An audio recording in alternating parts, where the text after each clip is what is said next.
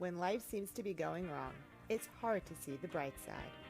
But sometimes, just when you think it can't get any worse, your luck begins to change. Hi, and welcome to Amongst the Books, a podcast for kids, by kids, and yes, adults too.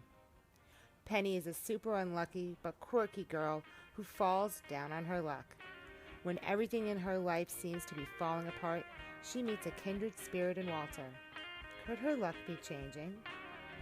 Lucky Penny is an easygoing and charming graphic novel full of amusing and lovable characters from creators Ananth Hirsch and Yuka Ota. I got to sit down with the two and talk about their collaboration and if they feel lucky. So let's find out.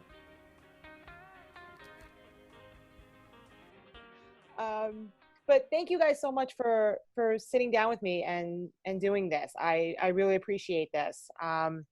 This was Totally. Yeah, of this course. is like a passion project I have with my students. So working with them and trying to get them to be able to do all these has been a little bit of a struggle. But this was definitely a book that I tore through. So I wanted to That's so nice to hear. I wanted to make sure that I was able to get this one out there and meet you guys. So Yeah. and talk about this book, because honestly, like I say it all the time, if it wasn't for bad luck, I would have no luck. So Cool. so this book like really hit me on all cylinders. That's very cool.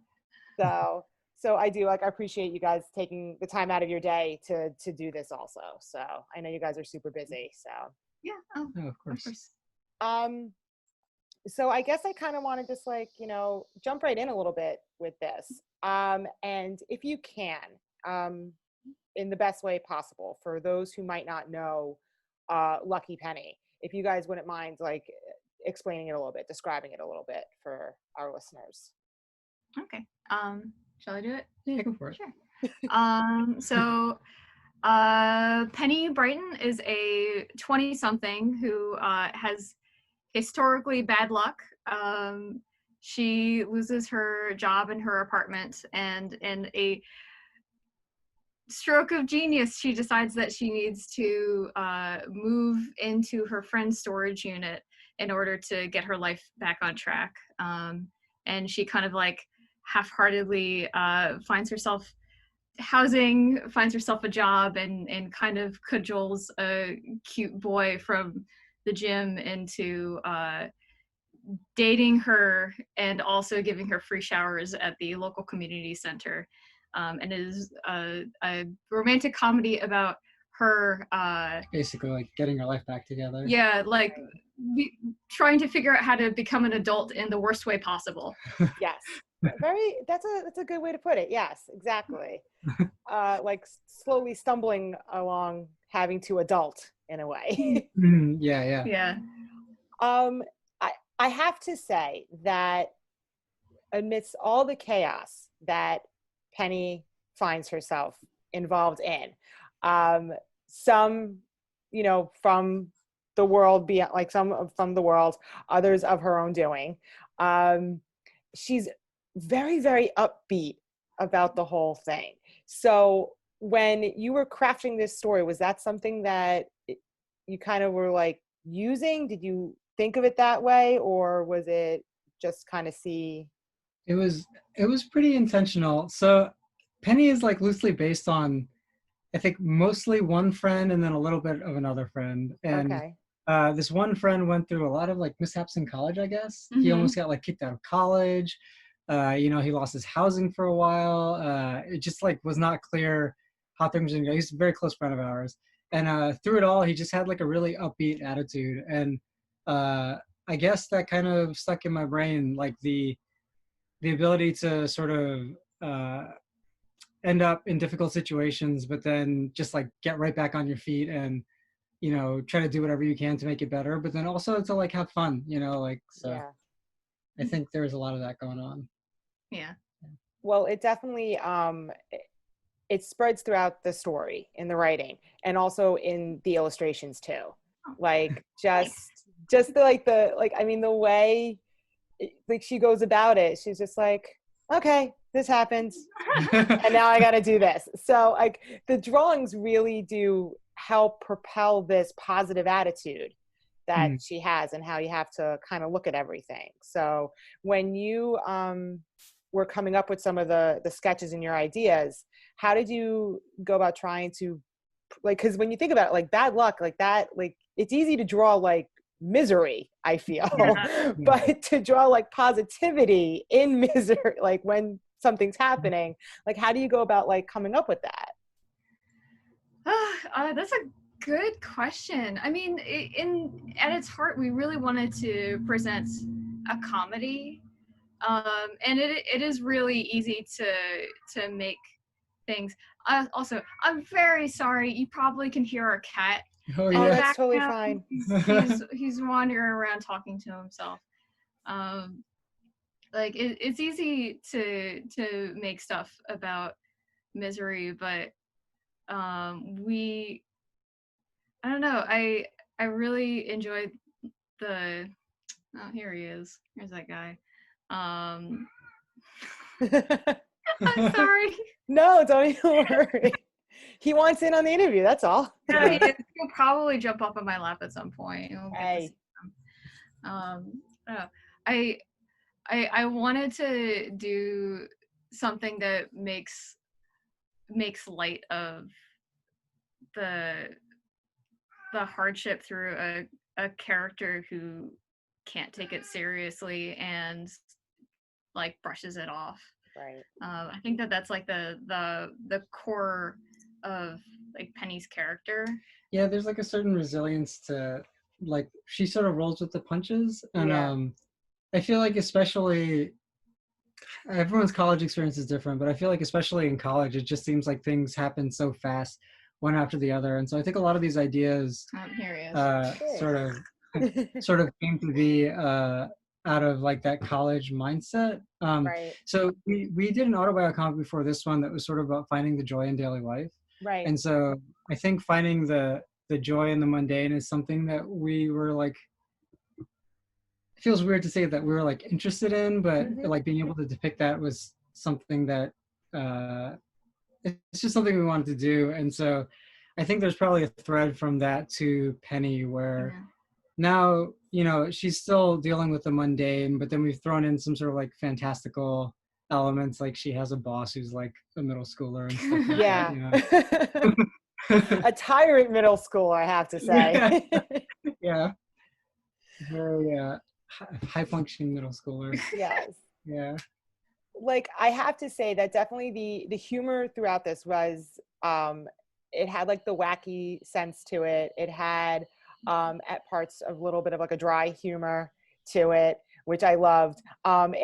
In reading it, like I read this a while ago and then I picked it up again and I reread it just because of like the climate we're in right now. Yeah. And then that live Parks and Recreation happened. And as I was reading, I was watching, I'm like, this kind of reminds me of the humor in Lucky Penny. Like just that dry, like just like, okay, humor, but that it's so relatable. And I think that that's one of the things that I really liked about this, because this was something that you could see really happening in reality, like that happens to someone. And that you're saying that you based it off of some friends shows that even more now. So this definitely was like a pleasure read. So it was. I'm really glad. That was the hope, I think. So yeah. So how do you guys like collaborate? Like you like how does that happen? Like how does that all start? Like. So I feel like we have been working together for over a decade now. Yeah. So something that we have kind of been perfecting very slowly over time. We started working together in 2009, and this book came out in, I want to say like 16, 17? 16, Yeah. but probably it was started like 5 years before that. Yeah, it took me about 5 years to finish this book because I was doing so much freelance at the same time. Yeah, right. Yes. I think especially when we were younger, we thought we could like do 10 things at once. Yeah. Of course, everyone does. Yeah. Yeah. And so eventually we were finally able to carve out the time we needed to finish this book.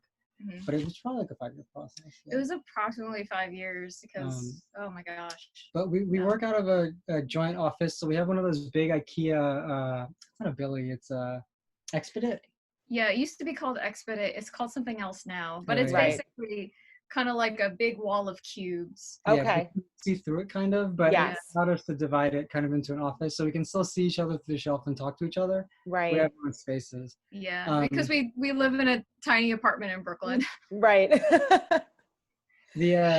The process for Penny in particular was like a little bit different. Usually we'll talk about an idea and we'll flesh it out. Usually while we take walks or something, which Right. also is not so much a thing right now. Right.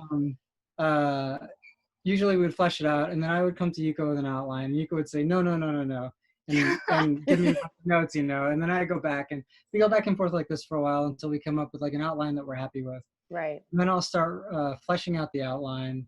And there's a lot of going back and forth, and because we sort of live together and work together, it's easy to kind of just like pop over and be like, what do you think? Yeah, it's very organic, and the lines between writer and artist are completely blurred because we're basically next to each other all of the time. Yeah, right. It happens like when Yuko goes to thumbnailing, she'll do the thumbnails and then come over and I'll take a look and we'll talk about it. This one in particular was a little different because it was originally based on a short story that you did in like a really old anthology or something. Yeah, I think I was in college when I did. It was like a 6-page short story. Okay. Oh, sorry. I know I have sirens everywhere. Jersey City living, so. You'll probably hear sirens in the background. Yeah. So there's like from a anthology that you cannot find anymore. There's a short story that I did, and we decided to take that short story and turn it into a pitch for Oni Press. Okay. They liked it, so then we took that and expanded it. Yeah, so the outline kind of already existed for this one, and so I put the script pretty quickly. But we also, so now when I script something, I'll do page and panel breakdowns. Okay. But originally we were still working out, okay, what's going to be the way, because when we did the Autobio comics, it was like a 1-page beginning to end, like you start the joke, you end the joke. Yeah. And so, I don't know, we didn't think too much about like the format of a longer script. And so we said to ourselves, you know what?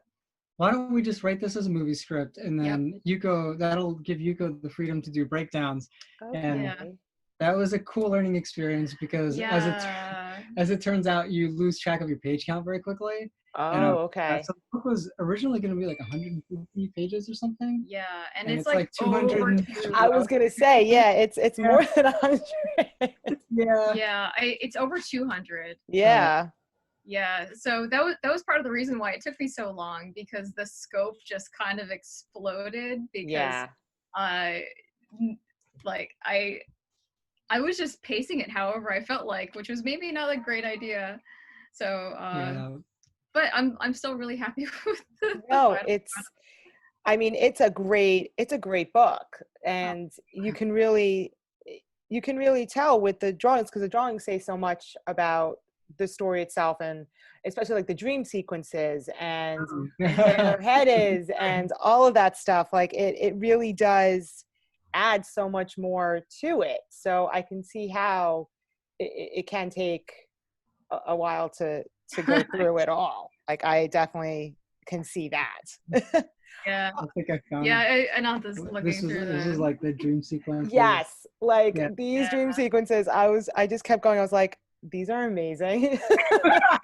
I'm so glad. Thank you. That's good to hear. These were just like amazing, like because they would just come up at like the time when I'm like, wait, what is this? I'm like, oh my god, this is great! Like I love this. I'm glad. Oh, that's really great. glad. I'm really glad. Yeah.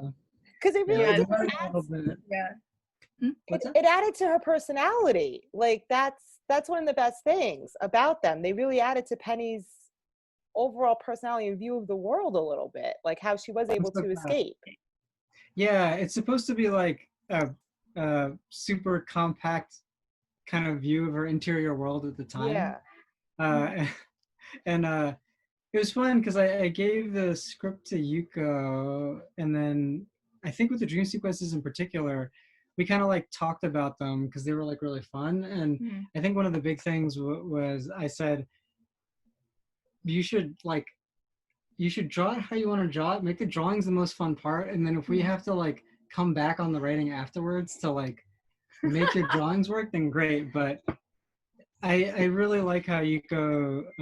I totally lost the page again, but there's a way that the dream kind of flows from one part to another that I really enjoyed. Like Yuko did a bunch of little tricks to like lead the eye, like it's hard to see, but like these creatures No. kind of lead this way, Yes. and that kind of goes with the momentum of the running this way, and then it was Well, just like lots of little things. Yeah. because that's why I think it, with some of those dream sequences too, and even just like some of the spreads that you have, like I'm coming up to like this spread, Oh Oh, yeah. yeah. and it kind of tells like over the course of a few days, like weeks, things like that, where it tells so much of the story, and there's no like, and there's no words. So that is like Ah, credit to the writing. I mean, the drawing that that Yeah. really does progress the story along for the reader. Yeah. Um, thank you.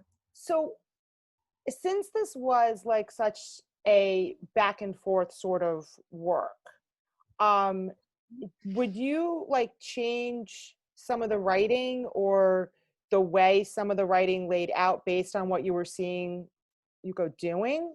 Like the drawings, would that help Absolutely. change the story a little bit?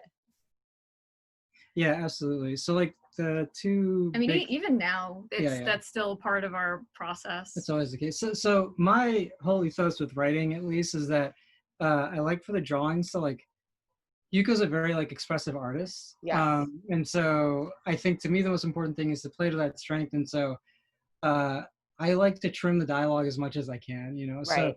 something where I'll like write a lot of dialogue early on. It may only be to sort of present the idea clearly, Mm-hmm. and I like fully intend to trim it down or completely remove it after the fact. Other times, Yuko will draw a face in a certain way where like a joke changes and it gets like much funnier, and it might be even funnier if like instead of using these two sentences, we'll chop one sentence off, and Right. because jokes are I don't know, especially when the visual is part of the jokes to me tend to be funnier when the words are like there's less words. Yes. Um, so yeah, and then there's like some like the calendar, like we I think we used to call this the calendar scene because it's sort of like laid out like a calendar. Yeah, exactly.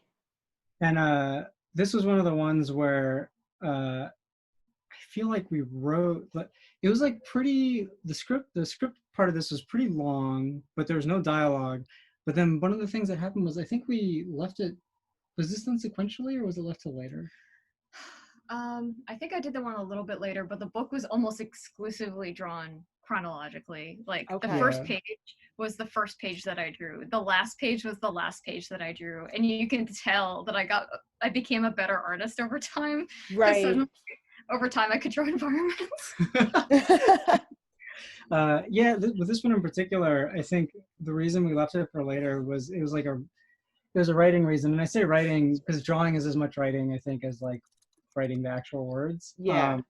And I think the intention here was like to take there's a time skip, and it goes from It goes from fall to winter. it goes from fall Yeah. to winter.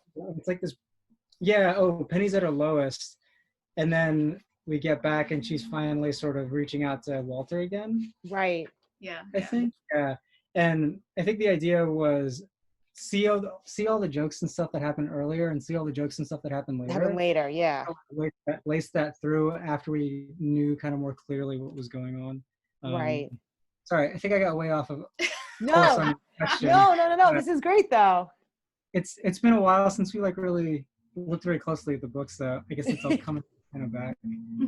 Well, I mean, I gotta say too that the characters that you wrote are very relatable, and their voices are ones that I can literally hear within my own friends. Like Walter is really like a friend of mine because I have a friend who is very into like the whole gaming Yeah, world. And so when I came to that one, I wrote him immediately and I was like, you have to read this. And I just started like sending him pictures of the pages and he's like, Oh, okay, man. that's my life. Yay. I'm so glad. I wonder if this came across. The thing with Walter and Penny was I wanted Walter to have like, I shouldn't say we wanted Walter to have interests where like Penny didn't totally like get them, but she was Yeah. like open to them, you know? Yeah, no, it goes both ways. And it goes both ways, yeah. Yeah, they both have like totally disparate interests, but they support each other. Exactly. But like there's the one scene that I was so glad that we were able to keep it, because of the scene where Walter takes one look at Boyfriend the cat and Penny says, boyfriend is my boyfriend, and Walter goes, actually boyfriend is probably a girl, and then he goes into this whole monologue about the genetics of calico cats. That's just Yes. That is just me. That's just you. That is a talk that I've had with my friends several times. That's actually part of the script where, it was this part right here. Yeah, Where like for it gets more and more in text. And that was the part where I said, wall of text, Yuko, please write this, you know, because I knew Yuko would be able to write it. And then Yuko wrote it, and then I think I went back and I like just made it longer. Like I made it wordier. That that makes that even better now. It was, Walter was he was like a guilty pleasure to work on, because there are just all of these just like uncool nerd jokes that we were able to put into there. I was so amazed that the Ophelia joke wound up getting into the final cut. I wanted that so badly, and it stayed in, and that's still my favorite joke in the entire comic. And I don't know if I don't even know if 50% of the people who read the book even understand what the joke is about. But those few that do, it means something to them. So and that just goes to show you like how much these characters do stand out on their own, that they don't fade into the background of a story. That yes, this is based on Penny, but Walter has a strong presence in this book. David, the 12-year-old like crazy boss, has a strong presence in this book. And it's one of those too that you're kind of going like, I hate him. Like I hate a 12-year-old. But then at the same time you're going, but she does some of this to herself. So do I really hate him? Like I feel like the thing about Penny is I would say more than half, probably significantly more than half of the bad things that happen to her are completely her fault and could completely be avoided. It's true though, and like that's what made me laugh out loud with some of this stuff where you just I felt it was almost just like, no girl, don't do it, do it. And you went and did it anyway. Oh man, I'm really glad. I'm glad to hear this. So all right, so I gotta ask about this David character. Yes. Why like I laugh at this because it's a 12-year-old who is acting like he is the king of the castle, running the world domination here. Where did this come from? Like, why a 12-year-old? Why? So, well, okay. So there's the reason he was 12, I think, was we were kind of working with a theme of, I don't know if this came out very clearly, but we're working with a theme of children are adults and adults are children. Kind of role. And so David is like this kid who like has it all together, and he's like running the laundromat. His parents are like completely absent for some reason. His parents do exist, but we never see them and they're never around. Exactly. Like I feel like it's literally the world of like where'd the parents go? Like how are the kids just suddenly taking, like it's the kids taking over the asylum in a sense. Like where'd they go? I feel like we're working with a big part of that. That was a deliberate theme that we worked in from the script stage, that we we don't talk about because we want people to get it themselves, because if it doesn't come across, then that's fine. But we definitely wanted to switch the roles of the adults and the children. Yeah. Okay. Even though, I mean, they're all like 6 or 7 years apart. They're actually the adults are all like 23, but Right.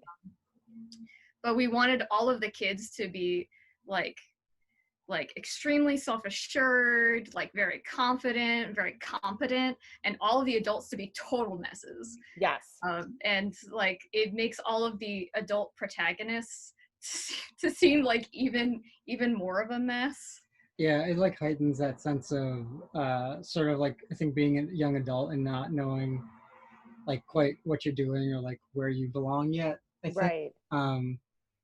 I think the other part of David's personality in particular came from another friend of ours who actually is in our autobio comics. Yeah, it's actually two of the characters who we based characters off of are in our autobio comics, which you can also pick up from like the library or bookstores or whatever.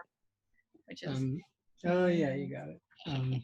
so, yeah, it's our friend John. Okay. Has some pretty good one-liners, but he had a really funny way of sort of like angrily delivering some like a really funny line. Right.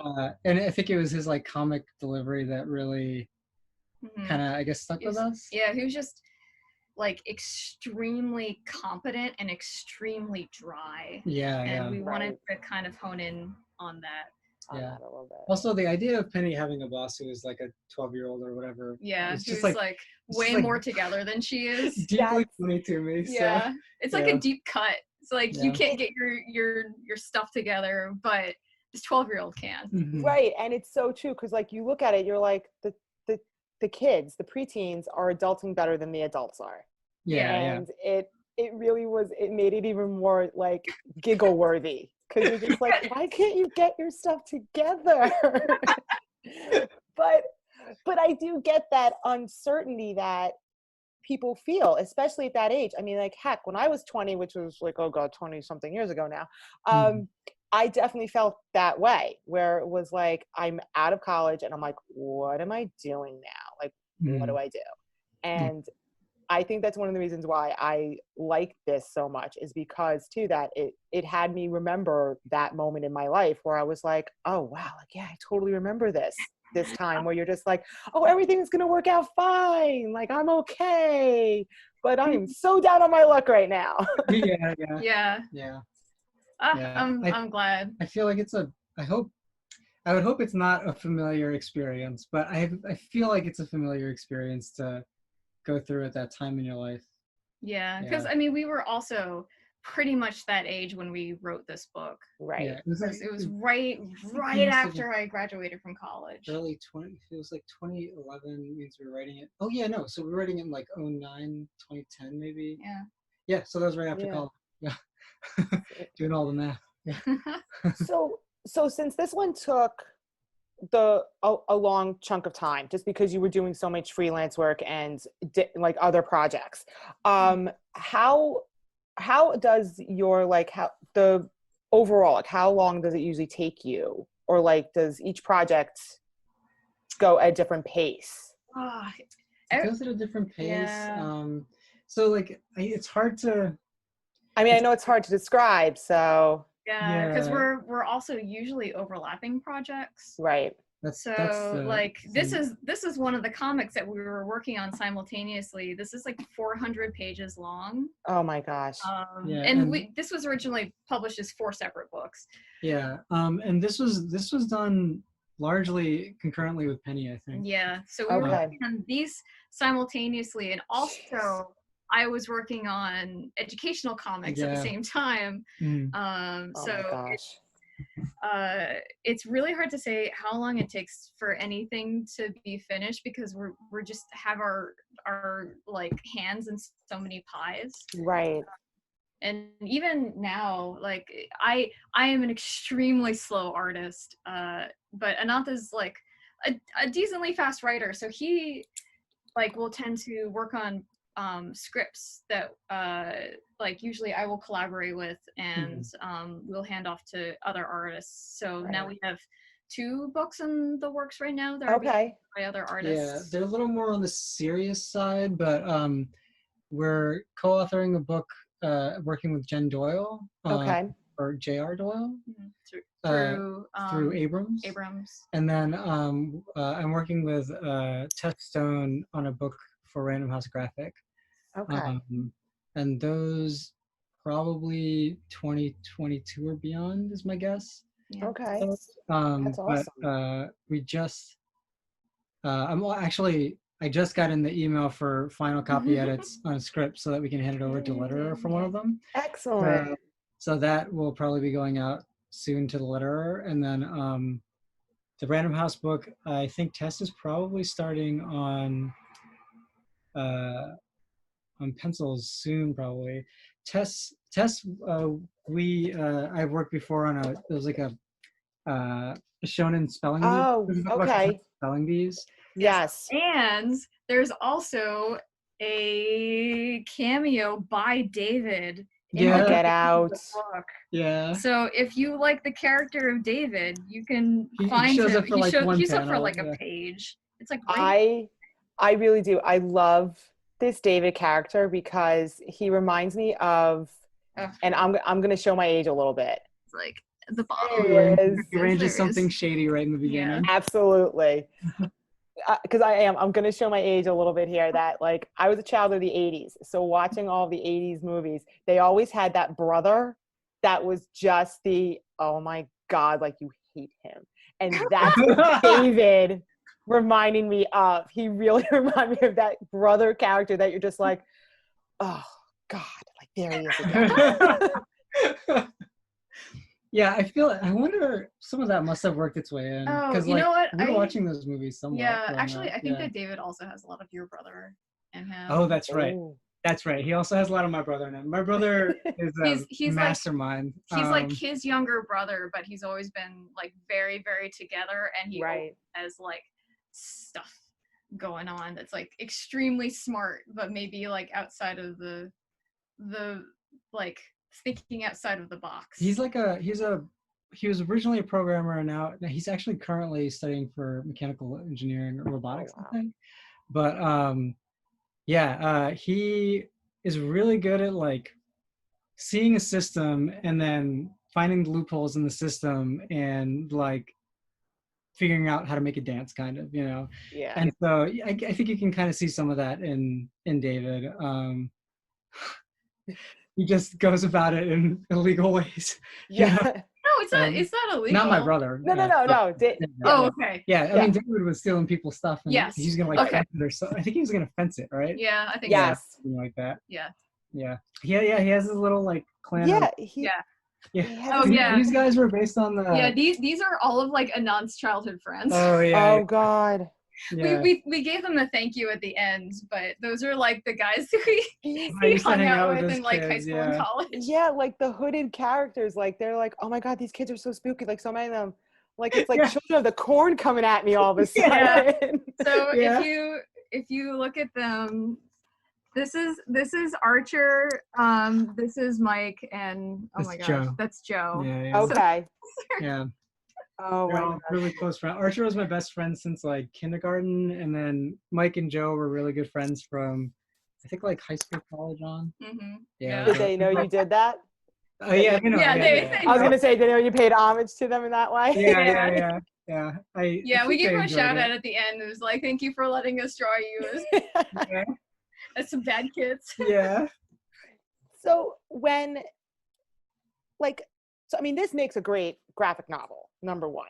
Oh, But and clearly you have like your hands in so many other writings. And why have you always wanted to do the graphic novels, or was it like, did you also like see this, like, do you ever want to put it as like a prose book, like a regular written without graphics or anything? So like what made you go the graphic novel route, I guess?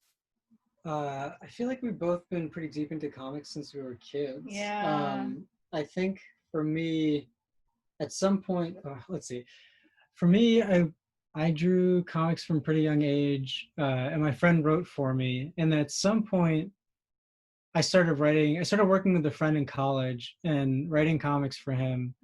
And then when we started working together, Yuko was so talented. In my head, I was like, it makes way more sense for me to like I tried to be like kind of business minded about it, and because we started on the web, Right. we and at now I think YA has really opened up, and there's room for like a lot of styles and like different like these kinds of drawings, but way back then, I think it was harder to see how we would be able to make a living in traditional publishing. Okay. And so my whole thought was we should build a web presence, build a website. You were already doing web comics at the time. I was doing web comics. When we started working together, I thought to myself, well, I will handle, like, I'll do writing. That'll be the fun part. But then I'll handle, like, setting up a store. I'll handle setting up the business and all that stuff. Because he did all of our distribution for years. Oh like, my God. and we would bring packages to the post office, and they hated us there. Yeah. For a long time, I didn't know how to do, how you can just print out postage online and then stick it on your package. I just didn't know how to do that. And so for years I would bring 50 packages and just stand in line and make them scan all of them. And they didn't understand why I did that. And none of them ever explained to me that I could just do it online, Yeah. And so it'd be so much easier. Yeah. Yeah. And We we eventually did that. Yeah. And now we have a distributor, so we don't even handle You it. don't even have to do any of it. Yes. Yeah. But yeah, so I think comics was just something we both were like interested in for a long time. Yeah, we talk a lot about prose now. Yeah, I think that would be fun. Yeah, it's something that I poke at every once in a while. Yeah. Yuko has a comic concept that you wanted to do that might end up becoming like a book concept instead, maybe with some illustrations and stuff. Oh, cool. And then I would love to write something in like just something fun, like a fun prose book. It's just now as a matter of like finding the time, I think. Exactly, right. Yeah. A lot of the past couple of years has been like, we had looped in George on the email. He's our manager. Yeah. Getting a manager, getting an agent, stuff like that kind of helps us take stuff off of our plate that normally I would have been doing. So George, as our manager, helped us get connected with distro. And so now I don't do our packaging or distro anymore. Yeah. Exactly, So like as the time opens up, we take on more books like the 2 with Random House and Abrams. Yeah. And my hope is eventually to open up enough time to do prose, because I would love to do that. I used to do it so much in college, and even when I was younger than that, I have like old composition books full of stories and stuff, but it's been a long time since I've been able to really sit down and take a crack at that. So, but short answer, yes. I mean, when you guys have that many plates in the air, it's hard to crack that little bit of time away. So for yourself, so obviously comics played a big role in your lives. What were some of your inspirations growing up? Like, what were some of the ones that really stood out to you? Oh, wow. Both of you. So gosh, the first comic that I ever truly loved, I think, was probably Garfield. Oh. There is a closet in my parents' house that has so many of those, the Fat Garfield, like horizontal books with like the narrow spines. There's so many of those in my parents' basement, but I love those so much. Oh yeah. We had a ton of those too. Yeah, I think it was one of those that was on every kid's shelf. Yeah. And because I had a ton of those, and every time we had a book fair, it was always like, nope, I'm taking the Garfields. Gotta go, guys. Off the shelf. I remember that, and then a lot of Calvin and Hobbes. Yeah, Calvin and Hobbes and Far Side. Oh yeah. Those are, yes. Yeah. I didn't get the Far Side for a long time, but my dad loved it so much that I like kept reading it, and then after like 2 years of reading it, I was like, oh, this is like really funny. Yes. Something in my kid brain clicked. I don't know what it was. Exactly. Yes. Because it's some of those that you would look at and you'd be like, wait, what, this is, and like you see the adults chuckling, you're like, I don't get it.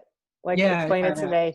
A little too cerebral for me is like a little. Calvin Hobbes was like that for me too, where it was like a little bit too cerebral for me as a child, but I loved the illustrations. And then after a while, it became funny afterwards. Yeah.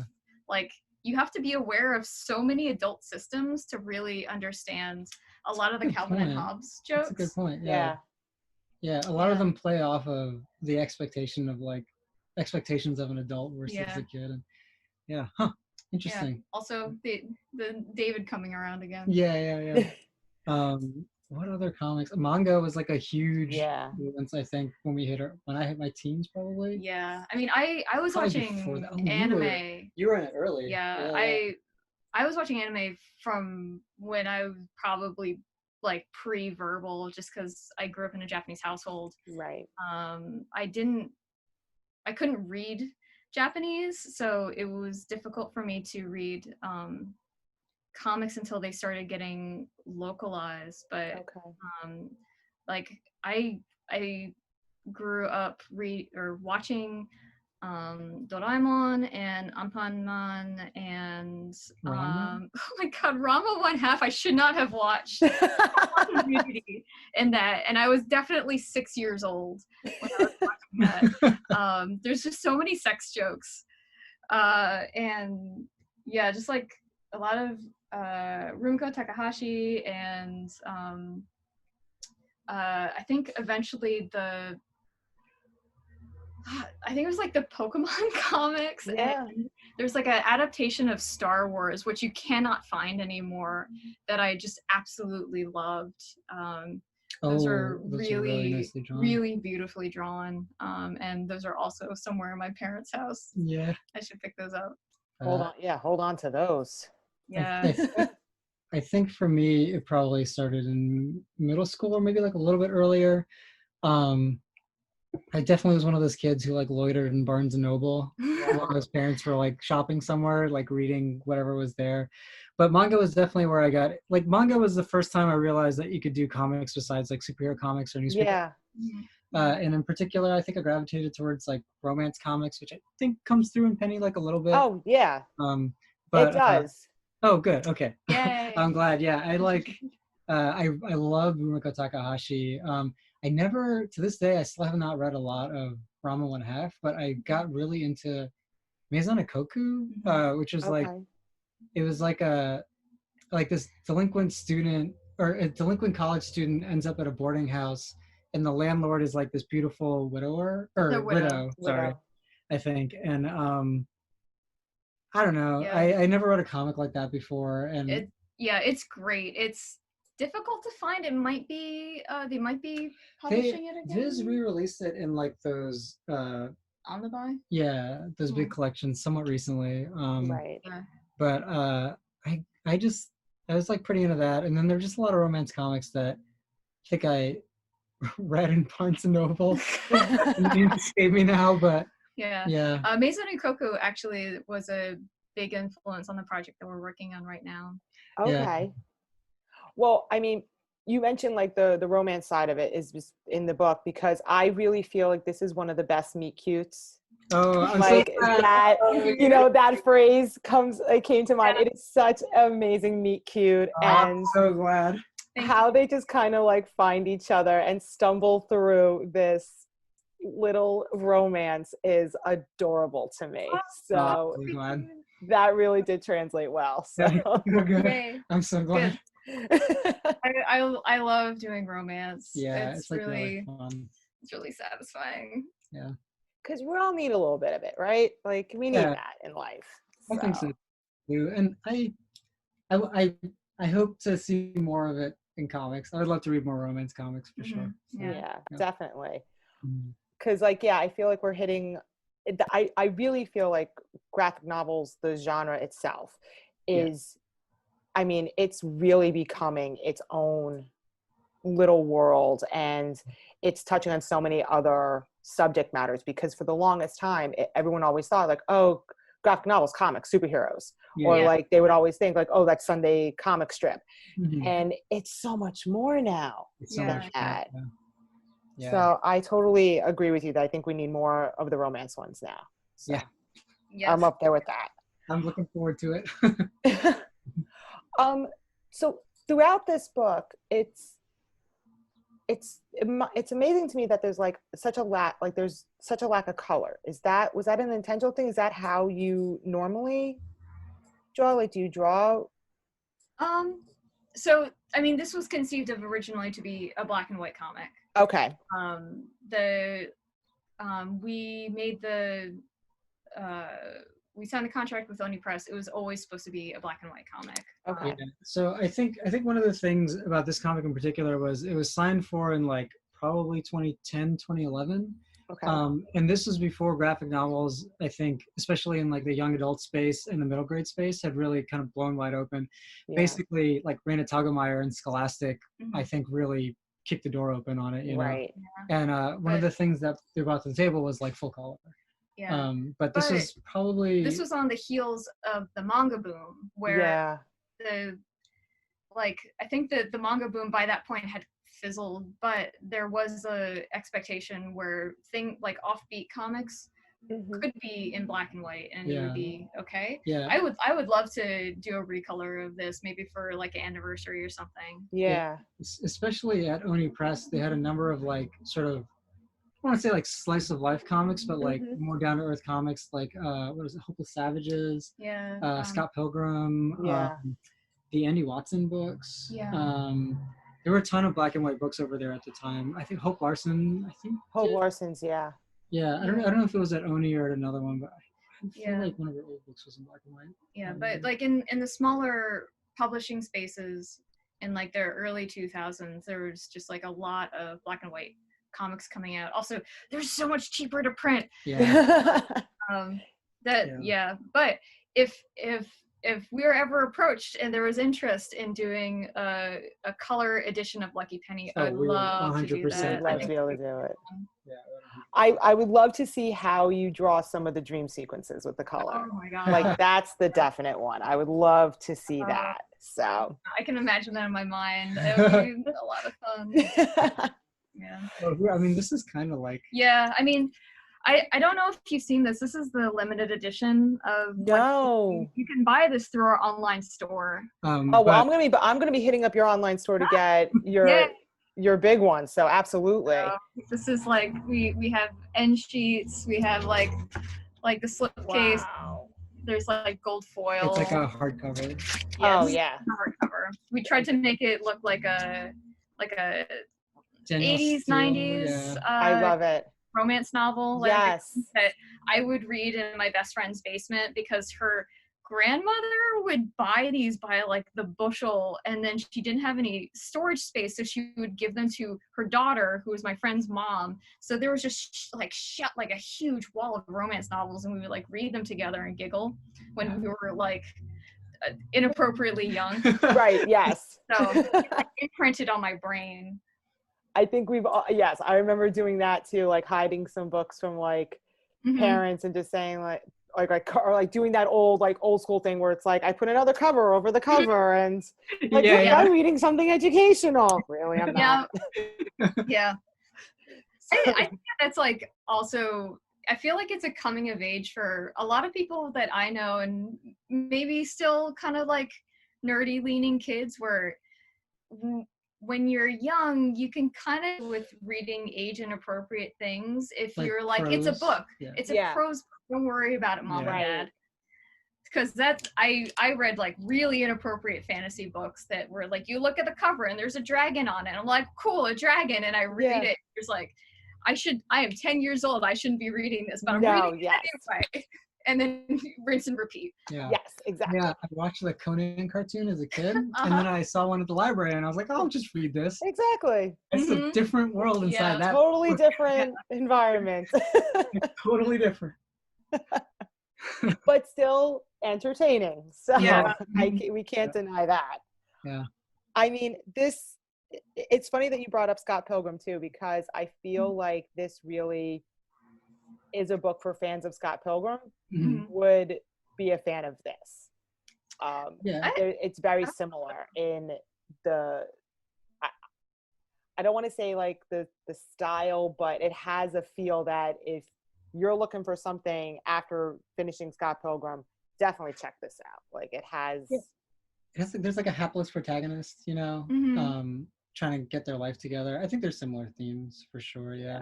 And Brian and Hope were the ones who introduced us to James at Oni, actually. Yeah. So the book probably wouldn't exist because of them, without them. Without them, yeah. Oh, I mean, That's great because I'm so glad this book came out. Like, I really am so glad that this was clearly this was a little labor of love for you guys. And Yeah, it really was. Yeah. you definitely were able to impart so much of your own sense of humor and personality, because now that I'm getting to talk to you guys, I can see it in this. And it makes me like this so much more now. Oh, thank you. I can really see it. And like I said, it made me giggle throughout this book. Like, because I just see relatable situations that I know I found myself in a few times.